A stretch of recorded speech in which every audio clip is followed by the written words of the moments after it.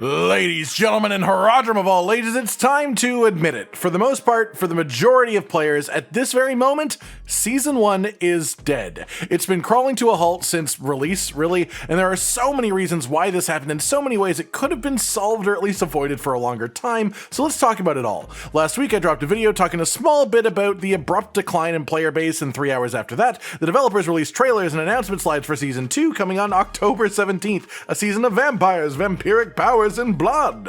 Doing that just over a month after the release of Season 1 says one of two things. Either, hey, we think this is so good, it'll make people play the game that have never even tried it yet, so we want to get word out about Season 2 early. Or, hey, everyone stopped playing Season 1, so here's something that we can use to hopefully build up hype and maybe get you interested for Season 2, the season of fixed resistances, hopefully. And I think the latter option there is far more likely. The easiest way to see this is to simply look at a very interesting statistic regarding uber unique items, which are the rarest pool of items in the entire game. From the release of early access for the base game, it took approximately 8 days for the first uber unique to drop for anyone on the planet, with so many people playing the game at the time.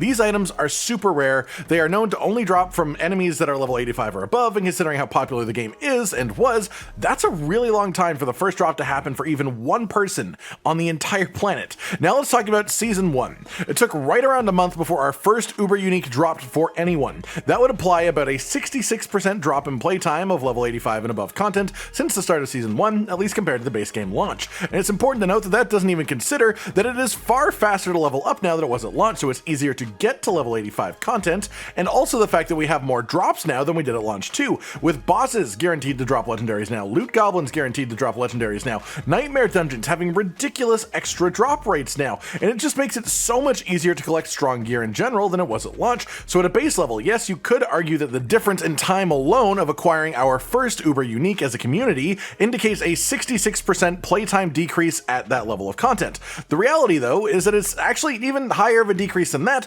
because the differences in drops between base game and Season 1 and all the different rates that it play. All of this to say, people have for the most part just completely stopped playing. There are still people playing Diablo 4, there are still people playing Season 1, but it's so many less than we had for the base game. Season 2 has been announced, it looks interesting, they're advertising that all of the renown will carry over, which is a godsend, honestly, it's what we've always wanted. They're reporting 5 new endgame bosses and possibly some returning from the story as well in endgame form, which is an awesome concept. That itself, though, would be up to 5 times what we got for Season 1. Then the idea of vampiric powers, along with a number of quality of life changes and fixes. Honestly, I like the idea of the vampiric powers just because from the name of them, I have to assume there will likely be some way for us to get some lifesteal, and I've always found even the tiniest percent lifesteal to be so much fun in an ARPG. Even then, at its base level, it's starting to sound like similar types of additional content to what Season 1 had, but just more fleshed out, more of that content. And with that, I think it's time to move on to the main topic of the video. Season 1 is dead, so what killed it? What could have been done differently or better, and what can we learn from this? By which I honestly mean, what can they learn from this?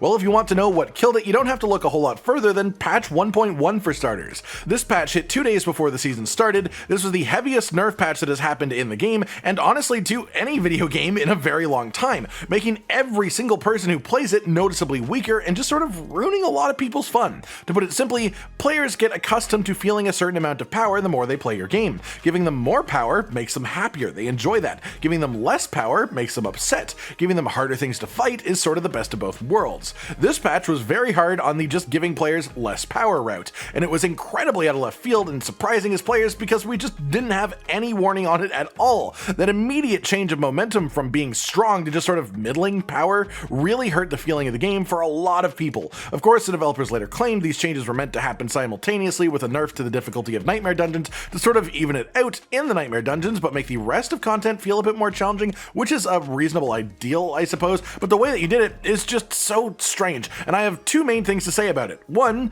just make everything harder. Scale everything up, give us World Tier 5 or something like that, and let us still have fun and not feel super weak either. 2, if these 2 sets of changes were meant to happen at the same time, drop them at the same time. Delay some of them if you have to so that you can drop them together. Nerfing us and then buffing us a little bit later just creates a period of time where the game isn't as fun in between. Same thing for a lot of the class nerfs too. Most notably, Sorcerer got smacked in the face with patch 1.1, with a number of buffs then coming later in patch 1.1.1 that changed things back up a bit. But the problem is that there was like 3 weeks between these patches. 3 weeks where Sorcerer just felt comparatively weird, and they once again said that they originally wanted the buffs to happen at the same time as the nerfs, so it was more seamless. And again, my response to that is, why didn't you then? Why did the nerfs have to come in patch 1.1? Why did they have to be right before the start of the season if the buffs weren't going to be ready until 3 weeks after that? All that did was create this massive rough patch right at the beginning of the season, which is pretty much the worst place to possibly have a rough patch. Aside from that, my main criticisms of Season 1 and why it died relatively quickly are actually quite simple. Right off the get-go, Malignant tunnels should have been in the Nightmare dungeon pool. I said it multiple times. Yes, they are shorter than normal dungeons, so it'd be a bit different. It doesn't matter. Give them level boosted enemies, put level boosted Malignant elites inside, and give us a forced Varshan boss fight at the end with his level matching the enemies in the Nightmare dungeon that you're in, so it actually scales in difficulty up to level 150. Bam! Right there, you have 1/6 of the new Nightmare dungeon pool for the season being brand new content because it's the tunnels we didn't have before the season. Add on to that the idea of Malignant hearts scaling even past level 5 to level 7 or 8 if they drop from up to a level 150 enemy at a max tier Nightmare Malignant tunnel, and I feel like that would have totally changed the progression vibe of the whole season if that was a thing. Made people care more about doing some challenging stuff and make it feel a little bit fresh at the same time by making it related to these new mechanics. Both of these things feel like just such a natural progression of these systems to me that with a little more work, of course, it would take that, it would have made Season 1 have notably more longevity to it. And given that Season 2 currently looks like it's just going to be a bigger, slightly different Season 1, I hope they enact some of the things that I mentioned here. Working the season mechanics in with the pre-existing endgame mechanics, or just creating new endgame mechanics if they really want to go out of their way to. So rather than making people choose between doing new stuff or doing effective stuff, you meld them together in a sort of seamless way. Then my other biggest complaint is the way that Malignant Heart powers work. Of all 32 Malignant Hearts that we got, there's like 2 or 3 of them that are interesting and powerful enough to actually define builds, to be responsible for the creation of new builds, and incentivize unique playstyles different from the base game. And that is just totally not good enough in my eyes. Vampiric powers in Season 2. Yeah, cool, sounds good, right? But you gotta make them more meaningful though. Make them do something radical enough to let people make builds that would make no sense at all in the Eternal Realm without these powers. That's the type of thing that I want to see from a season. Total shakeup, short-term shift won't affect the Eternal Realm, but it affects that season so dramatically. I think those are things that could have made Season 1 live longer. Every one of them. But in the end, the reason that it died was simply a lack of fresh endgame content. There was some fresh stuff, but it became irrelevant the higher level that you got, to the point that it was the same endgame loop really as the base game, and people got tired of that pretty fast for obvious reasons. The final reason that I think the season is dead is actually quite recent, and, well, it's the announcement of Season 2 itself. Look at the things mentioned in a pure numerical sense here. They've made it sound up to 5 times as big as Season 1, they've promised big fixes to the game, big changes to existing systems in a good way, a sizable quality of life improvement as well.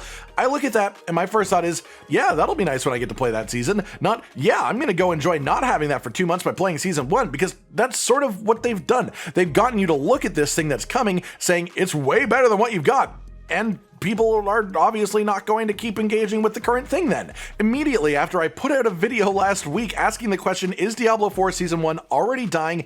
They said yes, and then kicked it while it was down, announcing its replacement before the body had even gone cold. While the announcement was happening though, the timing was incredibly funny too, because right after Season 2 was announced, a hotfix was released for the game, but the hotfix was broken and it had to be immediately rolled back, which is, you know, not a great look hours after announcing a new season that you want us to trust you with. That's about it then, everyone. Just sort of my opinion on if Diablo 4 is dead, what could have been done to change that, maybe make it last a bit longer, what the announcement of Season 2 means for all of this, and what I think that we could potentially learn from and adapt from season itself to move forward into future Diablo seasons. I want this game to be good so bad. I want the game to be fun, but I really struggle not to take everything that they say about what will come in the future with a grain of salt right now, so we really have to see how it all shakes out in the game itself. Like if you liked the video, subscribe to the notification bell for more, and most importantly, ladies and gentlemen, until next time, stay sweet. Josh, Cotton, and Hollow with the videos, dropping the humor like a hammer on your tippy toes, bringing entertainment on a daily arrangement to take our insanity and turn it into entertainment. Yes, I said entertainment twice, to reiterate that it is nice to look into your faces on a mostly daily basis when you let us in your homes to make the whole world a stage. Goodbye.